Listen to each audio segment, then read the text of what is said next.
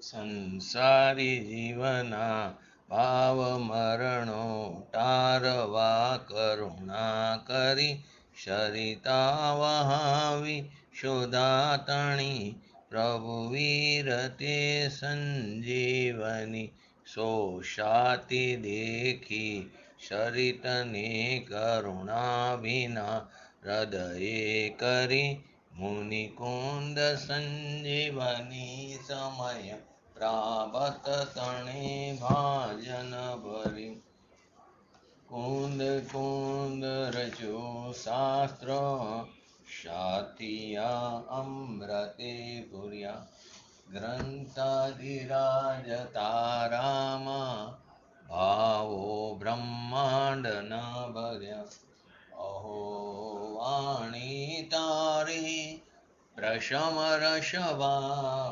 વેદિતરતી મમક્ષને પાતી અમૃત રસ અંજલિ ભરી ભરી અનાદિની મૂર્છા વિસતણી ત્વરા થી ઉતરતી વિભાવેતી થંભી સ્વરૂપ ભણી દોડે પરિણતિ તું છે નિશ્ચય ગ્રાંત ભંગ સગરા વ્યવહારના ભેદવા તું પ્રજ્ઞા છીણી જ્ઞાનને ઉદયની સંધિ સહુ છેદવા સાથી સાધકનો તું ભાનુ જગનો સંદેશ મહાવીરનો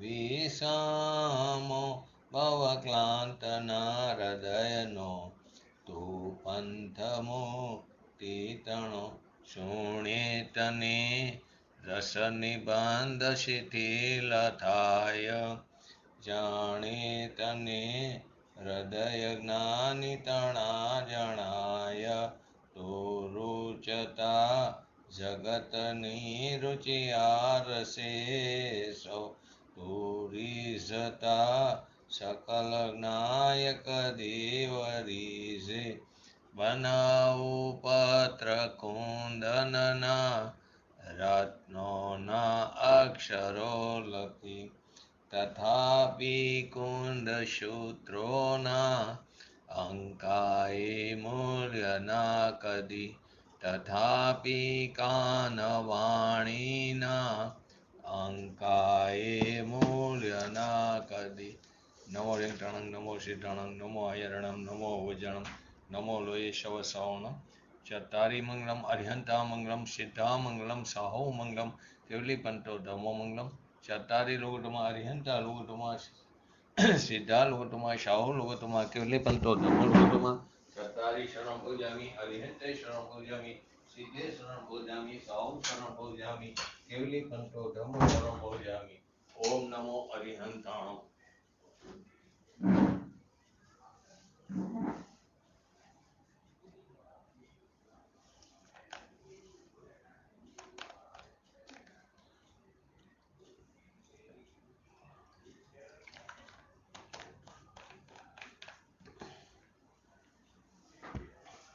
સમયસર ગ્રંથાધિરાજ કર્તા કર્મ અધિકાર 74 નંબરની ગાથા. એની અંદર 74 નંબરની ગાથામાં પ્રશ્ન જે ઉપસ્થિત થયો તો એના સમાધાન રૂપે કે આત્મજ્ઞાન થવાનો અને આશ્રવોની નિવૃત્તિનો એક ક્ષમકાર કેવી રીતે હોઈ શકે, એક કાર કેવી રીતે હોઈ શકે. તો આપણે પહેલા એનું હરિગીત લઈએ. બોલો જયંતિભાઈ. સર્વ જીવ નિબદ્ધ ધ્રુવ શરણહીન નિત્ય છે એ દુઃખ ફળ જાણીને એનાથી જીવ પાછો વળે. ગઈકાલે આપણે આ ગાથાનો આપણે પ્રારંભ કર્યો તો એની અંદર આ જે આશ્રવ ભાવો છે, વિકારી ભાવો છે, તે જીવની સાથે કેવા છે? નિબદ્ધ છે. તે કેવા છે? અધ્રુવ છે, અનિત્ય છે, અશરણરૂપ છે. દુઃખરૂપ છે અને દુઃખરૂપે જે ફળ છે એટલે કે દુઃખનું તે કારણ છે એવું જાણીને જ્ઞાની એનાથી નિવૃત્તિ કરે છે. એ જ્ઞાનીને એનાથી નિવૃત્તિ થાય છે. તો 72 નંબરની ગાથામાં પણ 3 વિશેષણ કીધા હતા આશ્રવોના. તો ત્યાં એને અશુચિ એટલે કે અપવિત્ર કીધા હતા, તેને અચેતન એટલે કે જળ કીધા હતા, સ્પર્શ રસ ગંધ વર્ણવાળું નહીં, બરાબર. અને ત્રીજું કીધું હતું દુઃખનું કારણ એટલે કે તે દુઃખરૂપ છે, દુઃખનું કારણ છે અને એનાથી વિપરીત સ્વભાવ. કોણ હતું? કે ભગવાન આત્મા. ભગવાન આત્માથી આ વિપરીત સ્વભાવ છે, અવિપરીત નથી. તો કેવો વિપરીત છે આશ્રવોનો સ્વભાવ. તો ભગવાન આત્મા કેવા છે? શુચિમય છે, તે ચેતનવંત છે અને તે દુઃખનું અકારણ છે અથવા તો તે સુખનું કારણ છે. તો આ રીતે ત્યાં 72 નંબરની ગાથામાં પણ ત્યાં એ વાત એવી હતી. જ્યારે આ આત્મા આશ્રવોની અધ્રુવતા, અનિત્યતા અને અસરણતા એ ઉપરાંત વર્તમાનમાં તેમજ આગામી કાળમાં, કેમ કે વર્તમાનમાં જેવા પરિણામ કર્યા એ પ્રકારે આપણે પરિણામને આધીને એના નિમિત્તે નવા દ્રવ્ય કર્મનો બંધ પડે છે અને એવદીમાં આવે છે ત્યારે તે સંયોગો એટલે કે દુઃખનું ફળ આવે છે, એ અનુભાગ આપે. તો કે આગામી કાળમાં દુઃખરૂપતા જાણી લેશે ત્યારે તે તત્કાળ કેમ નહીં છોડે? 100% છોડી દેશે. તો આ જ્ઞાન થવાનો ને આશ્રવોથી નિવૃત્તિ થવાનો સંસ્કાર સહજ રીતે સિદ્ધ થાય છે. આપણે એમાં ઉદાહરણો લીધા હતા. પહેલા તો નિબદ્ધનું લીધું હતું કે જેવી રીતે વૃક્ષ સાથે, પીપરના વૃક્ષ સાથે લાખ બંધાયેલી છે છતાં લાખ તે પીપર નથી, લાખ તે પીપર નથી, છે પીપર સાથે બંધાયેલી, પરંતુ બંને વચ્ચે કેવો છે? વધ્ય ઘાતક સ્વભાવ છે. એ વધ્ય ઘાતક સ્વભાવ વાળો હોવાથી આશ્રવો જે છે એ પણ જીવની સાથે બંધાયેલા છે. વૃક્ષ અને લાખની વચ્ચે વધ્ય ઘાતક છે, એવી જ રીતે આશ્રવો પણ જીવની સાથે બંધાયેલા છે, પરંતુ તેનો આત્મા સાથે અવિરુદ્ધ સ્વભાવનો અભાવ હોવાને કારણે અથવા તો વિરોધ સ્વભાવ હોવાને કારણે તેવો જીવ નથી. આ પહેલું એક વસ્તુ લીધી, વૃક્ષ અને લાખની જેમ. જે લાખ છે તે વૃક્ષનો શું કરે? ઘાત કરે છે. એવી રીતે આશ્રવો પણ શું કરે? આત્માનો ઘાત કરે. આત્માનો ઘાત એટલે પર્યાયમાં, દ્રવ્ય ગુણનો ઘાત થતો નથી. તે પર્યાયમાં અશાંતિ ઉત્પન્ન કરે છે, દુઃખ ઉત્પન્ન કરે છે. બીજું એક્ઝામ્પલ લીધું હતું આપણે અધ્રુવતાની અપેક્ષાએ, કે આશ્રવો મુરગી એટલે કે વયના રોગની જેમ ઘટતા વધતા હોવાથી તે અધ્રુવ છે અને ભગવાન આત્મા કેવો છે? ધ્રુવ છે. વય આવે એમાં એનો વેગ ઘણીવાર તીવ્ર હોય, ઘણીવાર ઓછો હોય. એકને એક દશામાં વધઘટ થવી તે અધ્રુવતા. એમાં મુરગીનું એટલે કે વાયુનું એક્ઝામ્પલ લીધું, રોગનું. ત્રીજું એક્ઝામ્પલ લીધું હતું તાઢિયા તાવનું, શીતદા જવર. એના આવેશની જેમ અનુક્રમે ઉત્પન્ન થાય છે. એ ઘડીકમાં ખૂબ ઠંડી લાગે, ઘડીકમાં ખૂબ ગરમી થાય, તો એ દશા બદલાણી, વિપરીત દશા થઈ. એક દશા મટી અને બીજી વિપરીત દશા થઈ, તો એ શું થઈ? અનિત્યતા. અને વિજ્ઞાન ઘન સ્વભાવી ભગવાન આત્મા કેવો છે? તે નિત્ય છે. એમાં આપણે સમજાતા કે ધારો કે ઠંડીનું વધવું અને ઠંડીનું ઘટવું, ઠંડી તાઢિયા તાવમાં ઠંડી વધી જાય ને ઠંડી ઘટે, ઓછી ઠંડી થઈ જાય, તો એ જે છે તે એની અધ્રુવતા થઈ. એવી રીતે ગરમી ખૂબ લાગે ને ગરમી ઓછી લાગે, તે તેની અધ્રુવતા થઈ. પરંતુ ઠંડી મટીને ગરમી થાય ને ગરમી મટીને ઠંડી થાય, તે અનિત્યતા થઈ.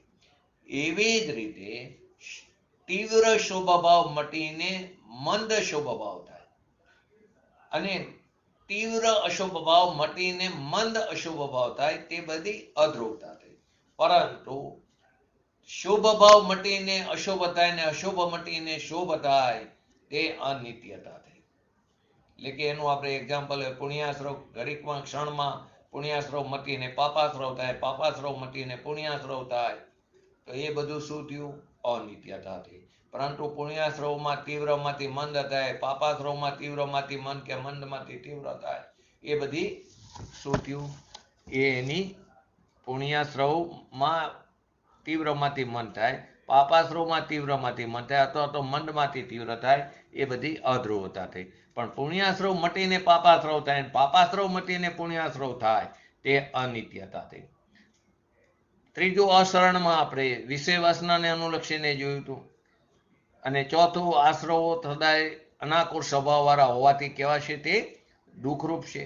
અને ભગવાન આત્મા કેવો નિરાકુર અનાકુર સ્વભાવવાળો હોવાથી જીવ એકમાત્ર અદુઃખરૂપ અથવા તો સુખરૂપ છે, તે સુખ સ્વરૂપી છે. આ પ્રમાણે આપણે એના એક્ઝામ્પલથી ગઈકાલે આપણે જોયા હતા. એમાં છેલ્લે આપણે આશ્રવ ભાવો વર્તમાનમાં તો દુઃખ આપે જ છે અત્યારે, કેમ? તે પોતે જ દુઃખ છે. અને તેનું નિમિત્ત પામીને, એટલે કે ભાવ કર્મનું નિમિત્ત પામીને, એટલે રાગદ્વેષાદી વિકારી ભાવોનું નિમિત્ત પામીને જે કર્મો બંધાય છે, નિમિત્ત પામીને કર્મ પોતાની યોગ્યતાથી આત્માના પ્રદેશો સાથે બંધાય છે. પણ નિમિત્ત કોણ છે? ભાવ કર્મ. તો ભાવ કર્મનું નિમિત્ત પામીને પૂતગલ રૂપી દ્રવ્ય કર્મ આત્માના પ્રદેશ સાથે જોડાય છે.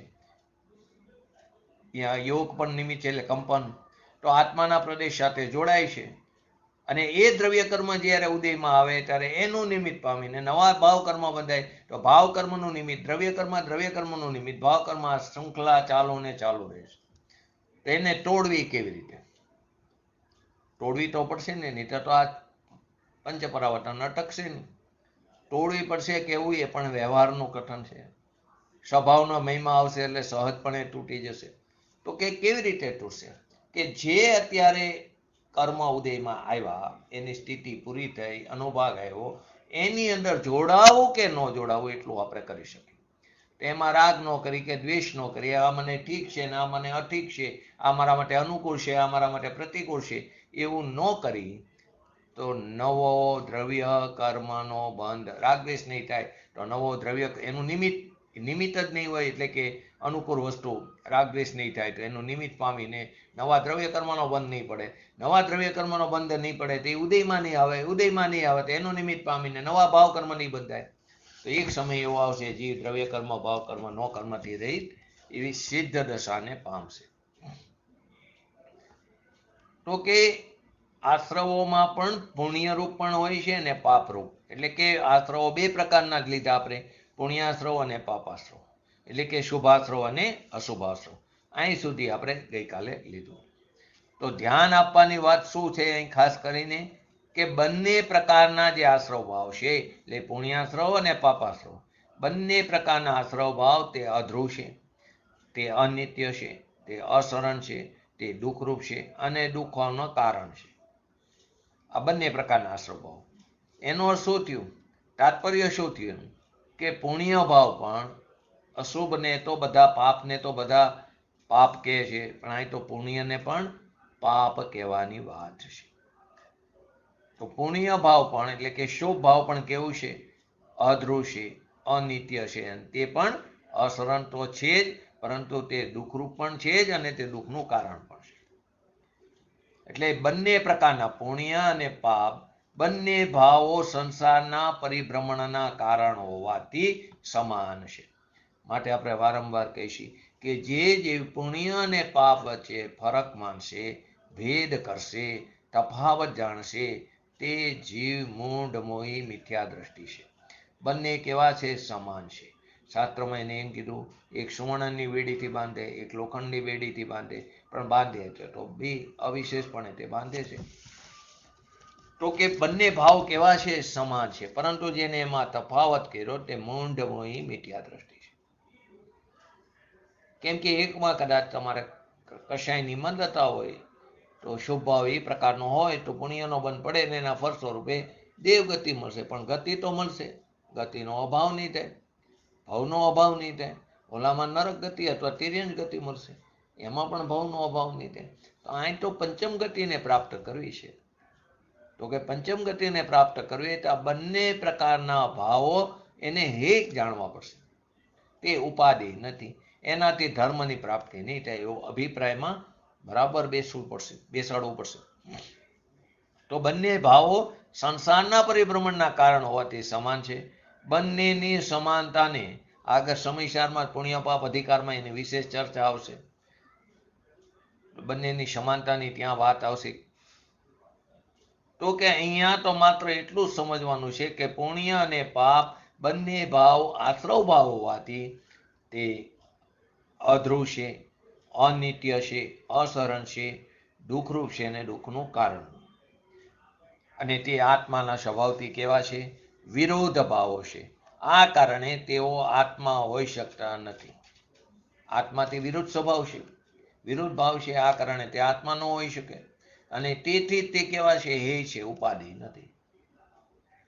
પૂજ્ય ગુરુદેવશ્રીએ પણ આ વિશે આમાં શું વિશે ચર્ચા કરી કે જે આશ્રવ ભાવથી તારે નિવર્તવું છે, જે આશ્રવ ભાવથી તારે પીછો છોડવો છે, એનાથી બચવું છે, એનાથી હટવું છે, એમાં જો તું અટકીશ, એમાં જ જો તું રહીશ તો એનાથી નિવૃત્ત કઈ રીતે થઈ શકીશ? તારા જન્મ મરણનો અંત ક્યારે આવશે? આ ભાવ તો જન્મ મરણનો અંત કરવા માટે મળ્યો છે. તો એ જન્મ મરણનો અંત તારે ક્યારે આવશે? પરંતુ આપણે શું કરીએ કે આની અંદર જ ફેરે રાખી છીએ. ઓલા ખૂંટામાં આપણે ક્રિયા પરિણામ અભિપ્રાયમાં સમજાતે એમ બળદ છે એ ખૂંટા ઉપર દોરી બાંધી હોય ને અને ગરામાં દોરડ્યું હોય તો એ જેટલી લંબાઈ હોય એટલામાં જ ફરે રાખે, એટલે 4 ગતિમાં. પરંતુ 4 ગતિનો અભાવ કરો હોય તો ખૂંટામાંથી દોરી કાઢો એ ખૂંટાની કમાલ છે, એ મિથ્યાત્વરૂપી ખૂંટો છે. તો કે જે આશ્રવ ભાવથી તારે નિવડતું છે, બચવું છે, એનાથી હટવું છે અને એમાં જો અટકશું એનાથી નિવૃત્ત કઈ રીતે થશે? તો આપણા જન્મ મરણનો અંત ક્યારે આવશે? આ પર્યાય ચાલી જશે, મનુષ્ય પર્યાય, ને ફરી આવી મનુષ્ય પર્યાય પ્રાપ્ત થવી ખૂબ જ દુષ્કર, દુર્લભ છે. સંઘની પંચેન્દ્રિય પણ મળવું, બધા પ્રકારની અનુકૂળતા, તત્વની રુચિ તોડી, જ્ઞાની પુરુષોનો સંયોગ મળ્યો, શાસ્ત્રો પણ મળ્યા, થોડો એ બાજુનો ક્ષયોક્ષમ પણ થયો, પરંતુ અમલમાં મૂકવામાં પાછા પડી પુરુષાર્થની કચાશને કારણે. તો આ બહુ ચાલ્યો જશે તો આવા સંયોગો ફરી પ્રાપ્ત થવા મુશ્કેલ છે. તો કે પુણ્ય પાપના ભાવોથી જ આપણે ખરેખર તો હટવાનું છે. જે પ્રમાણે પાપથી હટવાનું એ તો દરેક મતવાળા કહે છે, એ જ પ્રમાણે પુણ્યથી પણ હટવાનું જ છે. પુણ્ય અને પાપ તે ખરેખર બંને કહેવાય છે એક જ વસ્તુ છે, અર્થાત આશ્રવો જ છે. માટે યોગસારની અંદર શું આવ્યું ગાથામાં? યોગસારની ગાથામાં પાપ રૂપને પાપ તો જાણે જગ સૌ કોઈ, પાપ રૂપને પાપ તો જાણે જગ સૌ કોઈ, પુણ્ય તત્વ પણ પાપ છે કહે અનુભવી બુદ્ધ કોઈ. પાપને તો પાપ આખી દુનિયા કહે છે, પાપ રૂપને પાપ તો જાણે જગ સૌ કોઈ, પુણ્ય તત્વને પણ પાપ છે કહે અનુભવી બુદ્ધ કોઈ. આપણે એને બીજી રીતે પણ સમજ્યા હતા, કર્મની અપેક્ષાએ. આ તો બરાબર આશ્રવ ભાવ છે, એ તો બરાબર નિશ્ચયથી આ રીતે સમજીએ, પરંતુ કર્મની અપેક્ષાએ પણ સમજ્યા હતા. કેમ કે હર સમયે જીવને 7 અથવા 8 પ્રકારના કર્મનો બંધ પડે છે. 7 અથવા 8 એટલા માટે કીધું કે આયુ કર્મનો બંધ જીવને એકવાર પડે આગામી આયુનો, એના અપકર્ષણ કાળમાં, પછી ફરીવાર પડતો નથી. જે આયુ બંધાણી એમાં એને ભૂગવા વગર છૂટકો નથી. એમાં અપકર્ષણ ઉત્કર્ષણ થાય પરિણામને આધીન, પણ એ ગતિમાં ગયા વગર છૂટકો નથી. પછી એને હર સમયે 7 પ્રકારના કર્મનો બંધ પડે. તો 7 પ્રકારના, એમાં 4 ઘાતી કર્મ અને 3 અઘાતી કર્મ. આયુનો પડી ગયો એટલે બાકી 8 પડે. તો ઘાતી કર્મની પ્રકૃતિ છે બધી પાપ પ્રકૃતિ છે. અઘાતી કર્મમાં શુભ પ્રકૃતિ પણ છે અને અશુભ એટલે કે પુણ્ય પ્રકૃતિ પણ છે અને પાપ પ્રકૃતિ પણ છે. જેવી રીતે આયુમાં લો તો ઉચ્ચ આયુ, અલ્પ આયુ, ગોત્ર ઉચ્ચ ગોત્ર, નીચ ગોત્ર, વેદનીય લો તો શાતા વેદનીય, અશાતા વેદનીય. તો ત્યાં નામ લો, ઉચ્ચ નામ, નીચ નામ, નામ, ગોત્ર, આયુની વેદનીય. તો એમાં શુભ અને અશુભ બંને પ્રકારની ત્યાં પ્રકૃતિ છે. તો હવે જ્યારે જીવ કોઈ પરિણામ કરે તો ઘાતી કર્મને તો બંધ તો પડે જ છે ને, તો પાપ પ્રકૃતિનો તો બંધ પડે જ છે. અને એને એ પ્રકારના અશુભ ભાવ કર્યા હોય, મંદ હોય કે તીવ્ર હોય, તો સાથે અઘાતીમાં પણ પાપ પ્રકૃતિનો બંધ પડે. તો પાપ વત્તા પાપ એટલે પાપાનું બંધી પાપથી. પરંતુ જીવ જ્યારે કશાયની મંદતાપૂર્વકનો સ્વભાવ કરે ત્યારે એને ઘાતી કર્મનો પ્રકૃતિનો બંધ તો ચાલુ છે, એટલે પાપ પ્રકૃતિનો બંધ તો ચાલુ છે, પણ અઘાતીની અંદર એને શુભ પ્રકૃતિનો બંધ પડે છે, કે પુણ્ય પ્રકૃતિનો. એને પુણ્યાનું બંધી પાપ કહેવામાં આવ્યું. તો પુણ્ય અને પાપ કહેવાવાળા આ જગતમાં કોઈ વિરલા જ જોવા મળે, પૂજ્ય ગુરુદેવ શ્રી જેવા. એમને સંપ્રદાયમાં પણ કીધેલું, જે ભાવે તીર્થંકર ગોત્ર બંધાય એ ભાવ પણ બંધનું કારણ છે, તે ભાવ પણ હેય છે, તે ઉપાદેય નથી, તે દુઃખનું કારણ છે. પંચમહાવ્રત, 5 મહાવ્રત, 5 ગુપ્તી, 3 ગુપ્તી, 5 સમિતિ, 5 મહાવ્રત આદિનું પાલન કરે, પરંતુ એ બધું શું છે? શુભાવ છે, તે બંધનું કારણ છે, દુઃખનું કારણ છે. તો આવી નિડરતાથી વાત કોણ કરી શકે? જ્ઞાની પુરુષો જ કરી શકે છે. તો સમયસાર શાસ્ત્રમાં જયસેન આચાર્યજીની તાત્પર્ય વૃત્તિ ટીકાની અંદર પુણ્ય પાપ અધિકારના અંતમાં પ્રશ્ન કર્યો, આ અધિકારને તો આ પાપાધિકાર કહો છો, તો પછી આમાં વ્યવહાર રત્ન ત્રયને શા માટે લેવામાં આવ્યો? તમે એને પાપાધિકાર કહો છો, પુણ્ય પાપ અધિકારને, તો પછી તમે એની અંદર વ્યવહાર રત્ન ત્રયને શું કામ લીધું? તો આચાર્ય દેવે સમાધાન કરતા કીધું કે વ્યવહાર મોક્ષ માર્ગ તે નિશ્ચય રત્નત્રયનું નિમિત્ત કારણ હોવાથી, એને સાથે સહચર સ્વભાવ હોય છે, તો નિમિત્ત કારણ હોવાથી તથા પરંપરા જીવને પવિત્રતાનું કારણ હોવાથી તેને પુણ્ય કહેવાય છે. પરંપરા જેવી રીતે મોક્ષનું સમ્યક દર્શન તે પરંપરા કારણ છે. મોક્ષનું કારણ કોને કીધું? તો કે મુનિ દશા, ચારિત્રને.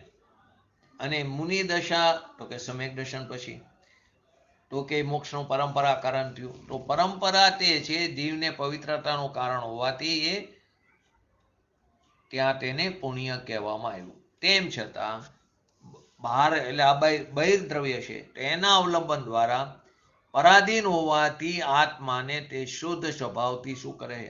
ઘાત કરે, પતિત કરે છે. કેમ કે બહિર્દ્રવ્યનું અવલંબન થયું, એ પરાધીન થયો, તો પરાધીન હોવાથી આત્માને તે શુદ્ધ સ્વભાવથી પતિત કરે છે. નિર્વિકલ્પ સમાધિમાં જે સ્થિત જીવ છે એના વ્યવહાર વિકલ્પોને કારણે તે શુદ્ધાત્મા સ્વરૂપથી તે પતિત થાય છે. નિર્વિકલ્પ સમાધિમાં સ્થિત જીવ વ્યવહાર વિકલ્પોને કારણે પોતાના સ્વભાવથી પતિત થાય છે, તેથી તે પાપ જ છે. જગતને ખરેખર પુણ્ય ભાવની, આપણને પણ સ્વભાવની ખૂબ મીઠાશ છે. રોજ 1 કલાક 2 કલાક પૂજ્ય ગુરુદેવશ્રીનું પ્રવચન સાંભળ્યું, આપણે એમ માની લઈ મેં ધર્મ કર્યો. રોજ સ્વાધ્યાય કરી તો આપણે એમ માની લઈ મેં ધર્મ કર્યો. એ પુણ્ય ભાવ છે, શુભ ભાવ છે, તે બંધનું કારણ. એનો તેમ નથી સ્વચ્છંદી નથી બનવાનું, હોવું જ જોઈએ ભૂમિકા અનુસાર, પરંતુ તે ધર્મ નથી. એમાં કહેલી તત્વની વાતને સ્વના લક્ષ્ય વિચારવાની છે.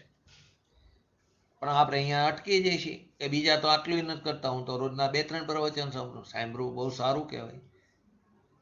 અભ્યાસ વધશે, અને અભ્યાસ વધશે તો પોતાના સ્વરૂપ બાજુ જવાનો જીવ પ્રયત્ન પણ કરી શકે છે. પોતાનો સ્વભાવ પોતાના પુરુષાર્થ ઉપર છે, પરંતુ એટલામાં જ જો સંતોષ માનીને બેસી રહ્યો તો આવું તો અનંતવાર કરી ચૂક્યા છે, ને અહીંયા જ છીએ, માટે એનું કોઈ કિંમત નથી. એ તો કેવું થયું, સંયુક્ષમ જ્ઞાન થયું, પરંતુ સ્વભાવનું અંશે પણ જ્ઞાન છે તે હિતકારી છે. આ હિતકારી નથી. આ બધું ધારણા જ્ઞાન તો દેહ છૂટશે એની સાથે ચાલ્યું જશે. દ્રઢ ધારણા જ્ઞાન હશે, સંસ્કાર એ પડશે તો જ સાથે આવશે. તો પુણ્ય ભાવની ખૂબ જ મીઠાશ હોય, અને તે મીઠાશ જ ખરેખર એનો ઘાત કરે, એને મારે છે. પુણ્યના ફળમાં મને સંયોગો સારા મળે, ધન સારું મળે, સંપત્તિ સારા મળે, મને માન મળે, મને સન્માન મળે. ખરેખર પોતાના સ્વભાવનું માન એ માન છે, પોતાના સ્વભાવનો અનાદર તે અપમાન છે. કોઈ આપણું માન કે અપમાન કેવી રીતે કરી શકે? ને આપણે શું કરીએ? એને મને બોલાવ્યો નહીં, એને મને માન ન કર્યું, મારું માન ન રાખ્યું, આપણે એમાં ને એમાં અટકી જઈએ છીએ. તો માન સન્માન આદિ આપણે પુણ્યના ફળમાં મળે છે ને. નામ કર્મની 93 પ્રકૃતિ છે, યશ કીર્તિ નામ કર્મનો ઉદય હોય તો મળે. અપયશ ગતિનો ઉદય હોય તો ન ભલે ગમે એટલું કામ કરો તો તેમાં કોઈ પરદ્રવ્ય તો કરી શકતું નથી, પણ નિમિત્ત એક કર્મ છે.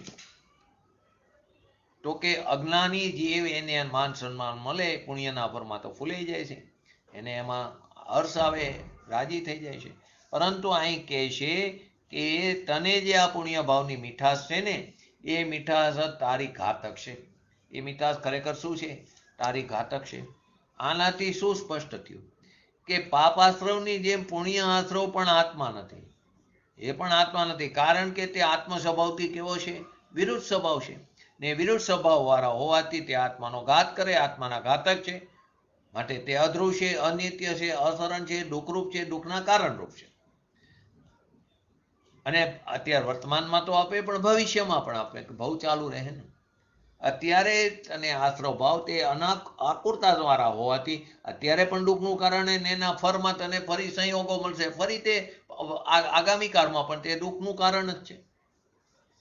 આ પ્રમાણે જ્યારે આત્મા અને આશ્રવ વચ્ચે ભેદ જાણી લેશે, ત્યારે તેને આત્માથી નિવૃત્તિ થઈ જાય, આશ્રવોથી નિવૃત્તિ થઈ જાય છે. બસ એ બે વચ્ચેના તફાવત અને ભેદને જાણે ત્યારે આગળ પણ એવું ગાથામાં આશ્રવોની નિવૃત્તિની પ્રક્રિયા સમજાવતા ટીકાની અંદર આચાર્ય દેવે કીધું કે આ આત્મા જેમ જેમ અને જેટલો જેટલો વિજ્ઞાન ગંધ થતો જાય છે, આ આત્મા ટીકાના અંદર આચાર્ય ભગવાન સમજાવતા શું કે પ્રક્રિયામાં આશ્રવોની નિવૃત્તિની પ્રક્રિયા સમજાવતા ટીકામાં બતાવે છે કે આ આત્મા જેમ જેમ અને જેટલો વિજ્ઞાન ગન થતો જાય છે, તેમ તેમ અને તેટલો આશ્રવોથી નિવૃત્ત થતો જાય છે. અને બીજી રીતે, અને જેમ જેમ અને જેટલો આશ્રવોથી નિવૃત્ત થતો જાય છે, તેમ તેમ તેટલો તે વિજ્ઞાન ગાંધ થતો જાય છે. આ પ્રમાણે જ્ઞાનનો થવાનો અને આશ્રવોની નિવૃત્તિનો સમકાર બતાવ્યો, બંનેનો પ્રકાશ અને અંધકારની જેમ. તો પંડિત જયચંદજી છાબડાએ ભાવાર્થની અંદર કીધું કે આશ્રવો અને આત્માનો જેવો આપણે અત્યારે વાત કરી, એટલો ભેદ જાણતા કેવો આશ્રવો અને આત્માનો જે આપણે અત્યારે ચર્ચા કરી, અધ્રુવ છે, અનિત્ય છે, અસરણ છે, એટલે કે વિરુદ્ધ સ્વભાવ વાળો છે, આ ભેદ જાણ્યો એને, તે ભેદ જાણતા જ જે પ્રકારે જેટલા અંશે આત્મા વિજ્ઞાન ઘન સ્વભાવ થાય છે, જો શબ્દ યાદ રાખજો, આત્મા વિજ્ઞાન ઘન સ્વભાવ થાય છે, અને તે પ્રકારે તેટલા અંશે તે આશ્રવોથી નિવૃત્ત થાય. જેટલા અંશે તે વિજ્ઞાન ઘન સ્વભાવ થાય છે એટલે પર્યાયની વાત છે. વિજ્ઞાન ઘન સ્વાભાવિક છે, પર્યાયમાં પ્રગટપણું, એટલે કે જેટલા શુદ્ધિની ઉત્પત્તિ ને શુદ્ધિની વૃદ્ધિ અને શુદ્ધિની પૂર્ણતા, તો વિજ્ઞાન ઘન સ્વભાવ થાય છે, તે પ્રકારે તેટલા અંશે તે આશ્રવોથી નિવૃત્ત થાય છે. અને જ્યારે પૂર્ણ વિજ્ઞાન ઘન સ્વભાવ થાય છે, એટલે કે શુદ્ધિની પૂર્ણતા થાય છે, ત્યારે સમસ્ત આશ્રવો જે છે એ આશ્રવોથી નિવૃત્ત થાય છે. આ પ્રમાણે જ્ઞાનનો અને આશ્રવ નિવૃત્તિનો કાર એક છે, સમકાર છે. આ આશ્રવોનું દૂર થવાનું અને સંવર થવાનું વર્ણન ગુણસ્થાનની અંદર પણ આવે છે. હવે અહીં પ્રશ્ન થાય કે આત્મા વિજ્ઞાન ઘન સ્વભાવ થતો જાય છે, આત્મા વિજ્ઞાન ઘન સ્વભાવ થતો જાય છે, એનો અર્થ શું? તો કે આત્મા વિજ્ઞાન ઘન સ્વભાવ થતો જાય છે, એનો અર્થ એમ કે આત્મા જ્ઞાનમાં સ્થિર થતો જાય છે, પોતાના સ્વભાવમાં તે સ્થિર થતો જાય છે. જીવ જ્યાં સુધી મિથ્યાત્વ હોય ત્યાં સુધી જ્ઞાનને અજ્ઞાન કહેવાનું, ત્યાં સુધી મિથ્યાત્વ દશા છે, પછી ગમે એટલું જ્ઞાન ન હોય, 11 અંગ અને 9 પૂર્વનું જ્ઞાન પણ કેમ ન હોય, પરંતુ તે કેવું કહેવાય? અજ્ઞાન કહેવાય છે. એટલે કે ભલે ક્ષયોક્ષમી જ્ઞાન ઘણું હોય તો પણ તે જ્ઞાન અજ્ઞાનનું નામ પામે છે. અને મિથ્યાત્વ ગયા પછી ભલે તે ક્ષયોક્ષમી જ્ઞાન અલ્પ હોય તો પણ તે વિજ્ઞાન કહેવાય છે. ત્યાં સુધી એવું કહેવાનું અજ્ઞાન કહેવાનું. ગમે એટલું સંયોગક્ષમ જ્ઞાન હોય પણ મિથ્યાત્વ દશા છે ત્યાં સુધી એ જ્ઞાન અજ્ઞાનનું નામ પામે છે. અને એકવાર સમેટવાની પ્રાપ્તિ થઈ એટલે મિથ્યાત્વ ગયો, વ્યય થયો, પછી ભલે ને અંશે પણ એક અલ્પ સંયોગક્ષમી જ્ઞાન હોય તો પણ તે જ્ઞાન વિજ્ઞાન નામ પામે છે. જેમ જેમ તે જ્ઞાન અર્થાત વિજ્ઞાન સ્થિર ઘન એટલે કે જામતું એટલે કે ઘટ થતું એટલે કે સ્થિર થતું જાય છે. જેમ જેમ એ જ્ઞાન તે ભલે અલ્પ હોય પણ એ જ્ઞાન વિજ્ઞાન સ્થિર ઘન થતું જાય એટલે કે જામતું જાય, ઘટ થતું જાય, તેમ તેમ આશ્રવોની નિવૃત્તિ થતી જાય છે. અને જેમ જેમ આશ્રવોની નિવૃત્તિ થતી જાય છે તેમ તેમ જ્ઞાન એટલે કે વિજ્ઞાન સ્થિર ઘન થતું જાય છે. અર્થાત આત્મા વિજ્ઞાન ઘન સ્વભાવ થતો જાય છે. જેવો સ્વભાવ છે તેવો જ પર્યાયમાં રચના થતી જાય છે. હવે પ્રશ્ન બીજો થાય, 73 નંબરની ગાથામાં એક વિશેષણનો ભાવ સમજાવતા ભગવાન આત્માને વિજ્ઞાન ઘન સ્વભાવી બતાવ્યું. અને અહીં વિજ્ઞાન થતા જવાની વાત કહેવામાં આવી, ત્યાં આત્માને વિજ્ઞાન ઘન સ્વભાવી કીધો અને અહીં વિજ્ઞાન ઘન થતા જવાની વાત બતાવી રહી છે. તો હવે પ્રશ્ન એ થાય કે આ ભગવાન આત્મા વિજ્ઞાન ઘન સ્વભાવી છે કે તેને વિજ્ઞાન ઘન થવાનું છે? 73 વિજ્ઞાન ઘન સ્વભાવી કીધું ને અહીં એમ કહો વિજ્ઞાન ઘન થતો જાય છે.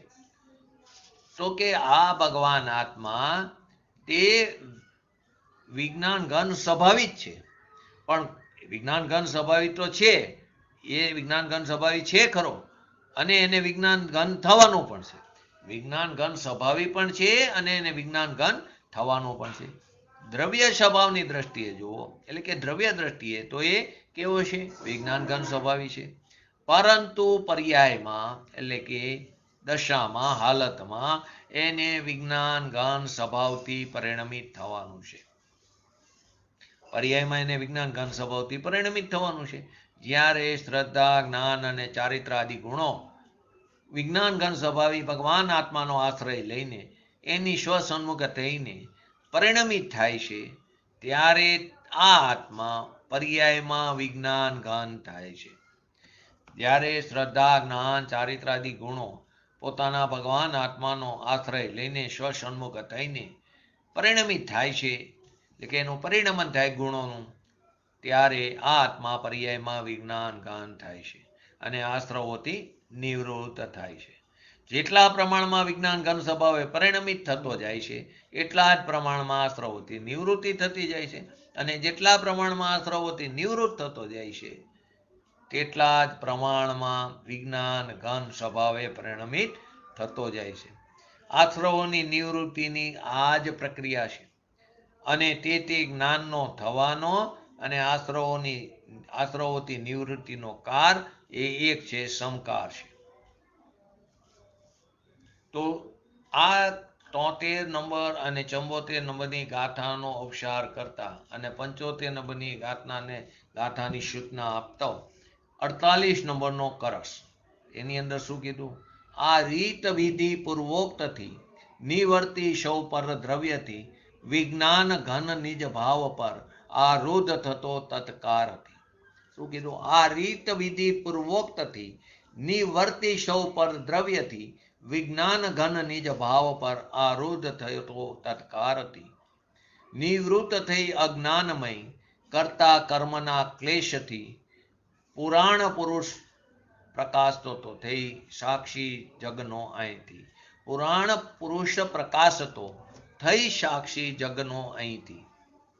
તો કે પૂર્વોક્ત વિધિ અનુસાર એટલે કે આ જે વિધિ આપણે જોઈ, આચાર્ય ભગવાન કહે છે આગળ તમને જે વિધિ બતાવી એ અનુસાર પરદ્રવ્યો જેટલા પણ છે સમસ્ત પ્રકારના, એ બધા પરદ્રવ્યોથી સર્વ પ્રકારે ઉત્કૃષ્ટ નિવૃત્તિ કરીને તત્કાર જ પોતાનો જે વિજ્ઞાન ઘન સ્વભાવી ભગવાન આત્મા છે એના ઉપર નિર્ભયતાથી આરુદ્ધ થતો થકો, એટલે કે પોતાનો આશ્રય કરતો, પોતાનું અવલંબન કરતો, પોતાનો સત્કાર કરતો, પોતાનો આદર કરતો, તે દ્રવ્ય તરફ દ્રષ્ટિ કરતો, સ્વસન્મુખ થતો, પોતાને નિશંકપણે આસ્તિકય ભાવમાં સ્થિર કરતો, પોતાના સ્વભાવમાં સ્થિર કરતો, અને અજ્ઞાનથી અનાદિથી અજ્ઞાનજન્ય જે કર્તા કર્મની પ્રવૃત્તિ હતી, તો અજ્ઞાનથી ઉત્પન્ન થયેલી કર્તા કર્મની પ્રવૃત્તિથી એ ઉત્પન્ન ક્લેશોથી નિવૃત્ત થતો થકો પોતે સ્વયં જ્ઞાની થતો, પોતે સ્વયં જ્ઞાની થતો, જગતનો તે સાક્ષી થતો, જ્ઞાતા દ્રષ્ટા થતો એવો પુરાણ પુરુષ ભગવાન આત્મા હવે પ્રકાશમાન થઈ રહ્યો, એટલે કે પર્યાયમાં વિતરાગતા પ્રગતિ. ભગવાન આત્મા તો પ્રકાશમાન જ છે, પણ હવે પ્રકાશમાન થઈ રહ્યો છે, એટલે કે પર્યાયમાં વિતરાગ દશા પ્રગતિ.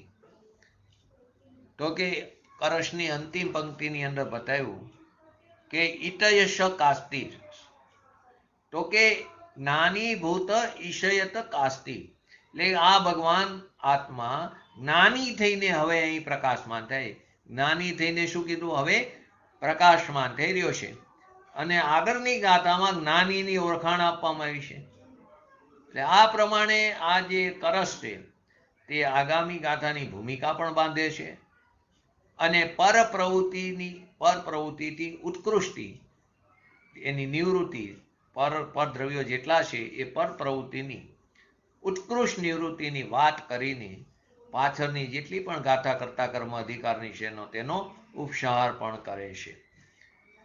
તો પંડિત બનારસજી દાસજીએ સમયસર નાટકનો આ છંદનો એનો ભાવ અનુવાદ એ પ્રમાણે કર્યો. જગ મેં અનાદિ કો અજ્ઞાની કહે મેરો કર્મ, कर्ता में याको क्रिया को प्रतिपाखी है, कर्ता में याको क्रिया को प्रतिपाखी है, अंतर सुमति भासी जोग सो भयो उदासी, ममता मिटाई पर जाय बुद्धि नाखी है.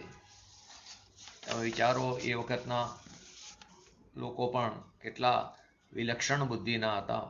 નિર્ભય સ્વભાવ લીનો અનુભવ કે રસ ભીનો, कीनो व्यवहार दृष्टि निहचे में राखी है, भरम की डोरी तोरी धर्म को भयो ढोरी, परम शो प्रीत जोरी कर्म को साखी है. આ જગતમાં અનાદિનો અજ્ઞાની જીવ કહે છે કે કર્મ મારા છે ને હું તેમનો કરતા છું. આ પ્રમાણે તે ક્રિયાનો કેવો છે? પક્ષપાતી છે. ખરેખર જોવો તો તે કર્તૃત્વના અહંકારની અંદર ડૂબેલો છે. કેમ કે પરદ્રવ્યમાં જ અહંપણું સ્થાપિત કર્યો, જ્યાં કરવાનું છે ત્યાં કર્યું નથી.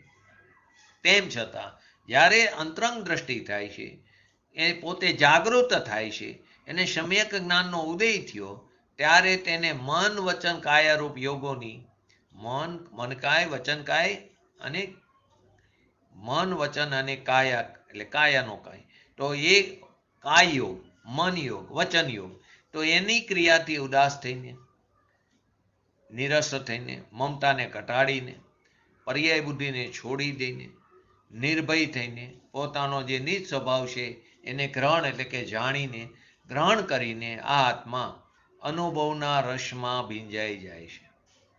કેવી રીતે કીધું? કે એને સમ્યક જ્ઞાનનો ઉદય થયો ત્યારે તેને મન વચન કાયારૂપ યોગો જે છે એની ક્રિયાથી ઉદાસી એટલે કે નિરસપણું આવ્યું. મમતા ઘટાડી દીધી.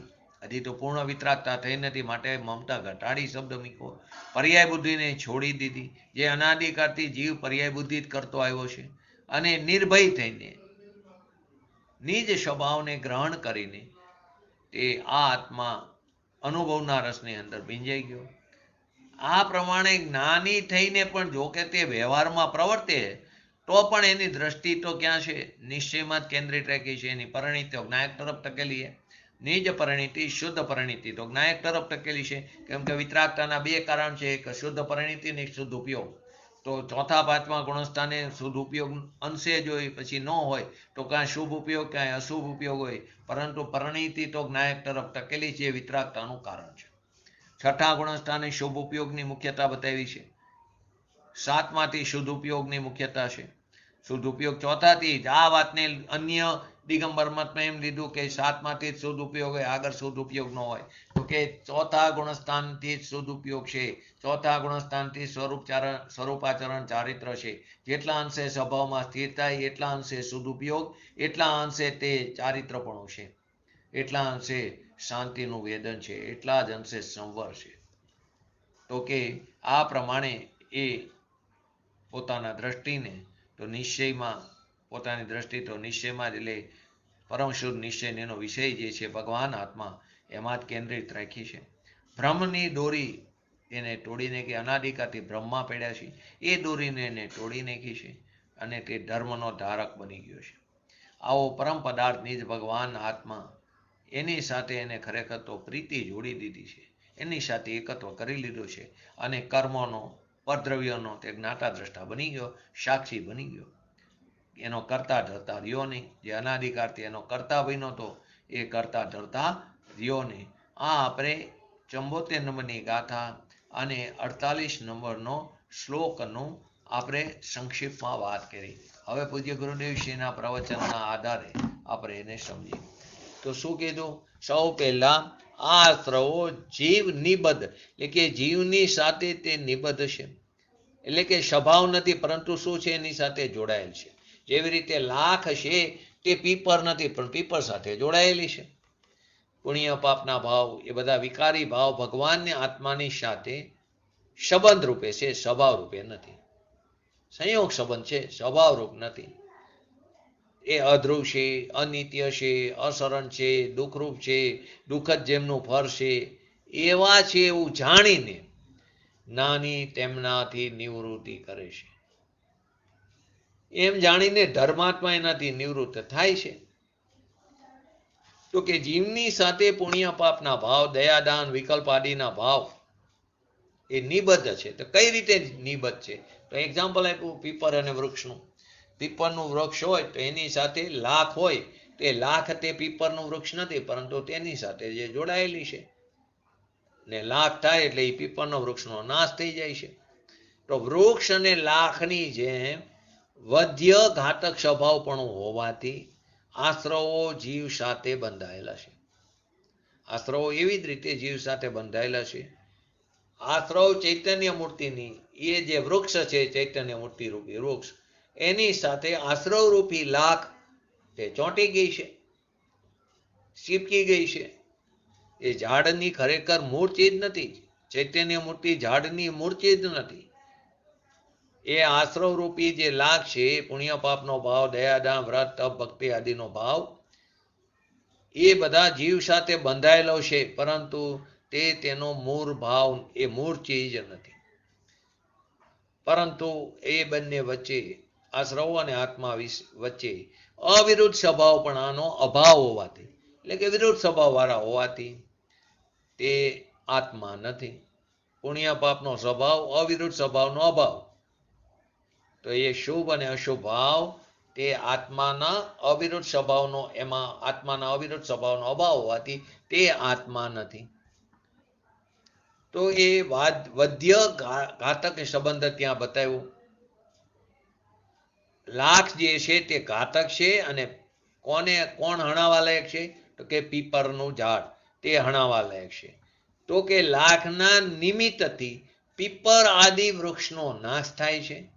એટલે કે જે લાખ છે તે ઘાતક એટલે કે હણનાર છે અને વૃક્ષ વધ્ય એટલે કે હણાવા યોગ્ય છે. ખરેખર જ્યારે જોઈએ તો ત્યારે એ વૃક્ષની નાશ થવાની એ દશાની, એ સમયની વર્તમાન પર્યાયની યોગ્યતા હતી. ત્યારે ત્યાં લાખનું જોડાવું એ નિમિત્ત છે અને એ લાખ ત્યાં નિમિત્ત કારણ છે. એ લાખ ઘાતક બને છે એ એની પર્યાયની યોગ્યતા હતી, પણ એને કારણે વાસ્તવમાં ઝાડનો નાશ થતો નથી. એ ઝાડનો નાશ થવાનો એ સમયની એની જન્મક્ષણ હતી. એ આખી અલગ વસ્તુ છે. એ એકદમ પર્યાયની સ્વતંત્રતાની નિમિત્તિક સંબંધની વાત છે. અહીં તો દ્રષ્ટાંતથી સમજી છે તો કે એ નિમિત્ત છે એટલે જ કીધું લાખના નિમિત્તથી પીપર આદિ વૃક્ષનો તે નાશ કરે છે, એનો નાશ થાય છે. એટલે કે જે લાખ છે તે ઘાતક એટલે હણનાર છે અને વૃક્ષ છે તે હણાવા યોગ્ય છે. અહીંયા ખરેખર ઝાડ છે ને એ ઘાત થવા લાયક છે. એનો એ સમય ઘાત થવાનો જ હતો અને નિમિત્ત બની ગયું લાખ. લાખ જે છે તે નિમિત્ત થવાને, અનુકૂળ વસ્તુ થવાને લાયક હતું. એવી જ રીતે આશ્રવો તે ઘાતક છે. પુણ્ય પાપનો રાગ જે છે, શુભાશુભ ભાવનો રાગ, તે આત્માની શાંતિનો ઘાતક છે. અને આત્મા કેવો છે? વધ્ય છે, હણાવા લાયક છે પર્યાયમાં. પર્યાયની વાત છે. દ્રવ્ય ગુણ તો એવા ને એવા જ છે. અહીંયા આત્મા શુદ્ધ ચૈતન્ય સ્વરૂપ ભગવાન આત્મા જે આનંદ કંદ છે એની પર્યાય તો ખરેખર શેની હોવી જોઈએ? શાંતિ અને આનંદની જ હોવી જોઈએ. પણ એમ ન થતા જે પુણ્ય પાપ આદિ શુભાશુભ ભાવ થાય છે એ ઘાતક છે. કોના? તો કે પોતાની નિર્મળ પર્યાય ઉત્પન્ન થવામાં તે ઘાતક રૂપ છે. વિતરાગ દશા ઉત્પન્ન થવામાં તે બાધક છે.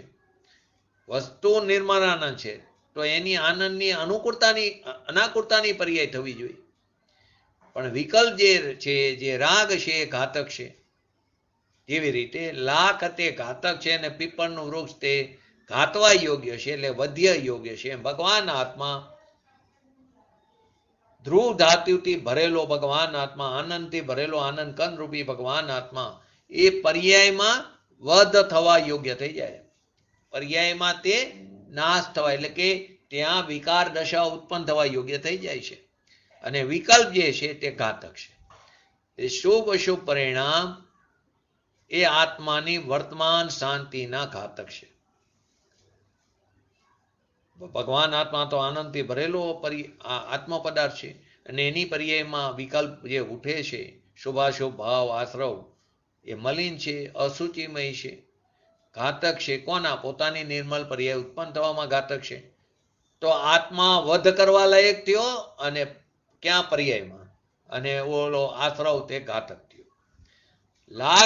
લાખ અને વૃક્ષનો સ્વભાવ એકબીજાથી કેવો? વિરુદ્ધ છે. અવિરુદ્ધ સ્વભાવનો અભાવ છે એમાં. માટે લાખ વૃક્ષ સાથે માત્ર બંધાયેલી જ છે, નિબદ્ધ જ છે. લાખ પોતે વૃક્ષ નથી ને વૃક્ષ પોતે લાખ નથી. એ ભગવાન આત્મા અતિન્દ્રિય આનંદનું કંદ એવું જે ઝાડ છે એની પર્યાયમાં જે વિકલ્પ ઉઠે છે, રાગ દ્વેષ આદિ, દયા દાન વ્રત તપ ભક્તિ આદિના, એ આત્માની પર્યાયમાં પર્યાયનો ઘાત કરનાર છે. કેમ કે આત્માથી એ વિરુદ્ધ ભાવ છે. આત્માનો અવિરુદ્ધ ભાવ જે જ્ઞાન આનંદ આદિ, એનાથી પુણ્ય પાપના ભાવ વિરુદ્ધ ભાવ છે. એ વિરુદ્ધ અહીંયા તો અત્યારે એવી ચર્ચા ચાલે આ કારમાં, એ વિરુદ્ધ ભાવથી શુભ ભાવથી આત્માને લાભ થાય. જે વિરુદ્ધ ભાવ છે જે આત્માની શાંતિનો ઘાત કરનાર છે, એનાથી આત્માની શાંતિની પ્રાપ્તિ કેવી રીતે થાય? અત્યારે એવી બાર સમાજમાં એ વાત ચાલી રહી, શુભથી શુદ્ધની પ્રાપ્તિ થાય, વ્યવહાર કરતા કરતા નિશ્ચયની પ્રાપ્તિ થાય.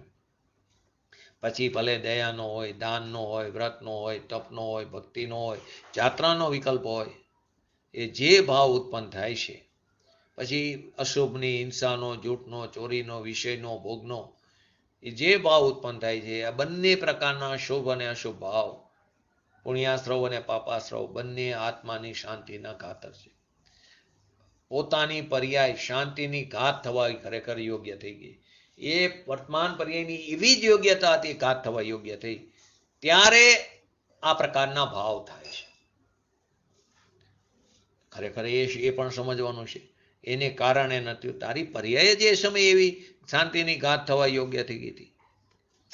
આવો ભગવાન આત્મા આનંદ કંદ રૂપી એની વર્તમાન દશામાં પુણ્ય પાપના ભાવ, જેમ વૃક્ષ અને લાખ બે વિરુદ્ધ છે, વૃક્ષ અને લાખ કોઈ અવિરોધી એક સ્વભાવી નથી, એમ ભગવાન આત્માને પુણ્ય પાપના ભાવ એ વિરુદ્ધ સ્વભાવી છે.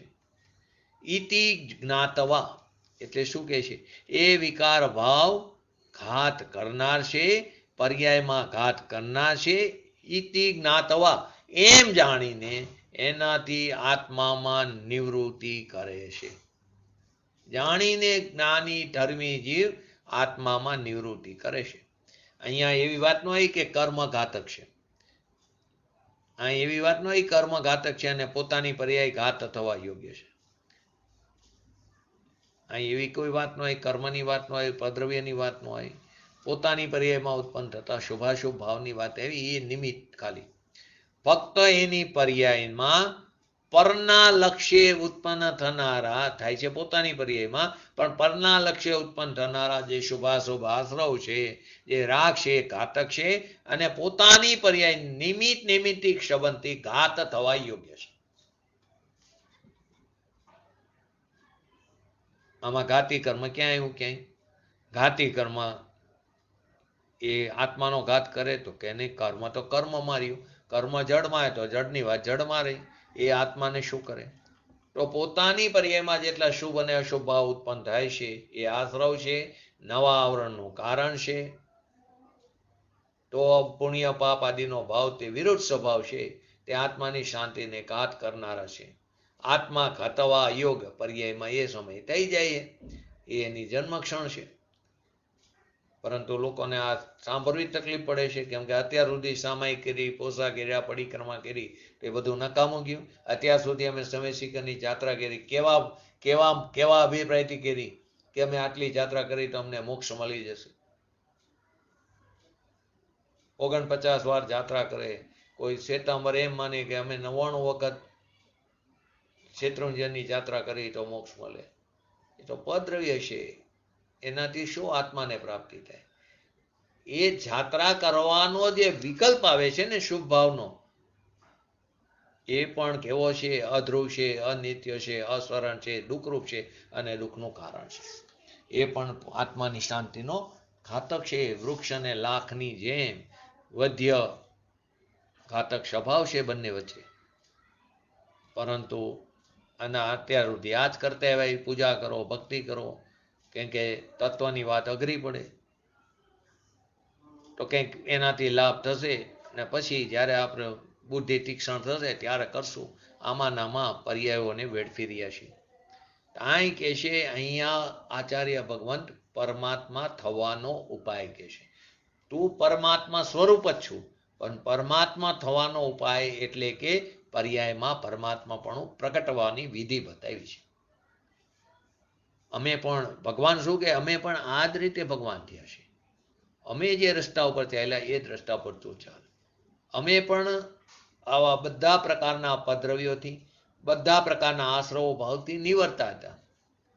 અમે ક્યારે નિવર્તા? કે આત્મા અને આશ્રવો વચ્ચેના તફાવત અને ભેદને જાણીને, ભેદ જ્ઞાન કરીને. તું પણ એ જ રસ્તા ઉપર ચાલ. અમારી ઉપર પણ તો દ્રષ્ટિ ન કર. તો એક પણ પ્રકારનો વિકલ્પ ન રાખ. હું જ્ઞાયક છું, હું જ્ઞાયક છું એવો રટન કરવાનો પણ વિકલ્પ ન રાખ. જ્યાં સુધી વિકલ્પ રહેશે ત્યાં સુધી આકુરતા જ ઉત્પન્ન થશે.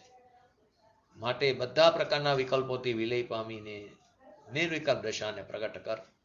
અમે પણ આ જ રસ્તા ઉપર ચાલ્યા છીએ. અહીં વિતરાગતા બતાવી છે. પુણ્ય પાપને એ વિતરાગતા નથી. એ તો ખરેખર શું છે? રાગ છે. એ ખરેખર ભગવાન આત્માનો એની પર્યાયમાં ઘાત કરે છે ને આત્મા ઘાતવા યોગ્ય થઈ ગયો છે. તો પ્રશ્ન તો આમાંથી પણ અર્થનો અનર્થ કરે. એ સમયે પ્રશ્ન ઉઠ્યો હતો. જો લાખના નિમિત્તે, લાખ હતી માટે થયું ને પીપળના ઝાડનો નાશ. લાખ નો હોત તો નિમિત્ત ઉપર જોર આપી દીધું. માટે પૂજ્ય ગુરુદેવશ્રીની ઉપાદાન નિમિત્તના દોવા, એના ઉપરના પ્રવચનો પણ સમજવા જેવા છે.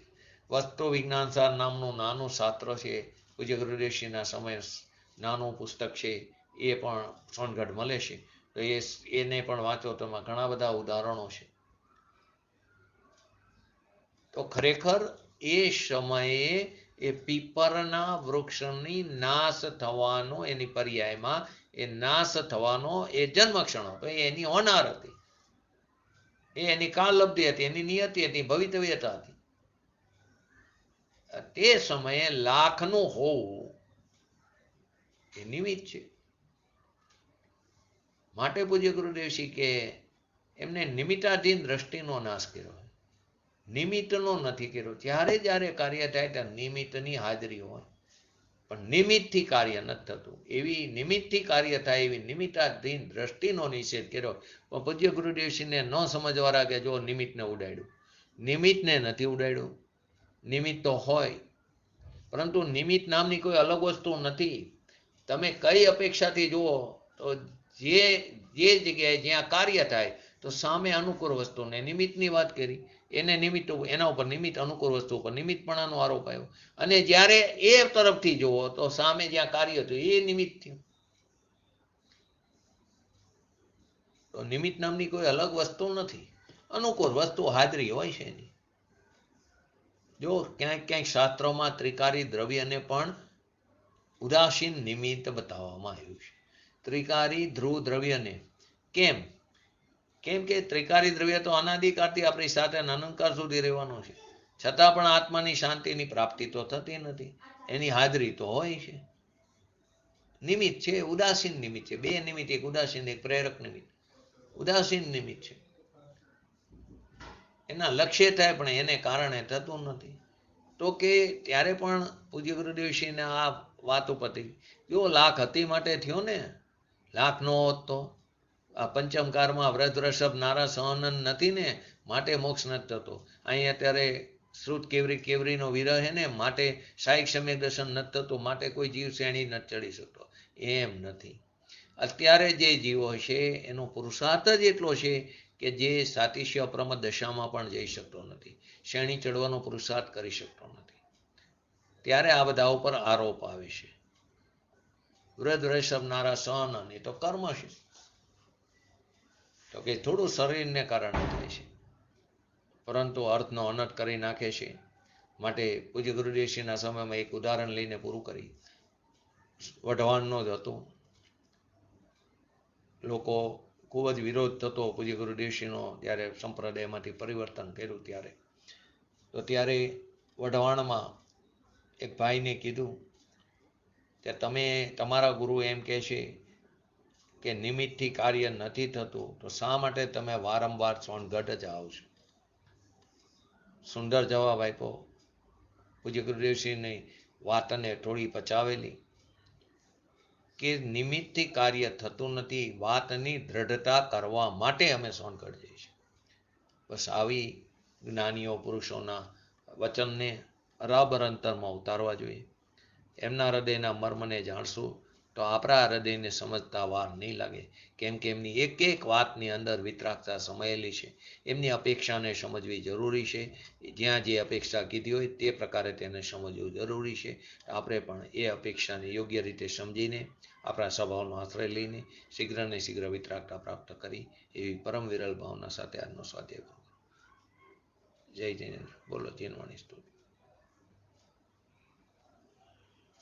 जिनादेश जाता जिनेन्द्र विख्याता विशुद्ध प्रबोधा नमो लोकमाता दुराचार दूरने हरा शंकरानी नमो देवी भागे स्वरी जैनवाणी नमो देवी भागे स्वरी जैनवाणी.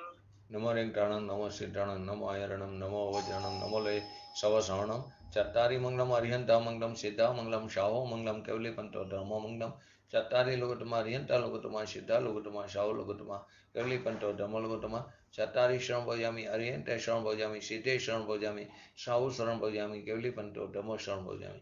बोलिए श्री पंच परमेष्टि भगवंतोनो जय हो. बोलिए श्री जिनवाणी मातनो जय हो. बोलिए श्री परम पूज्य परमोपकारी सदगुरु देवनो जय हो. बोलिए श्री प्रसन्नमूर्ति भगवती मातनो जय हो. बोलिए श्री सनातन जैन दिगंबर धर्मनो जय हो.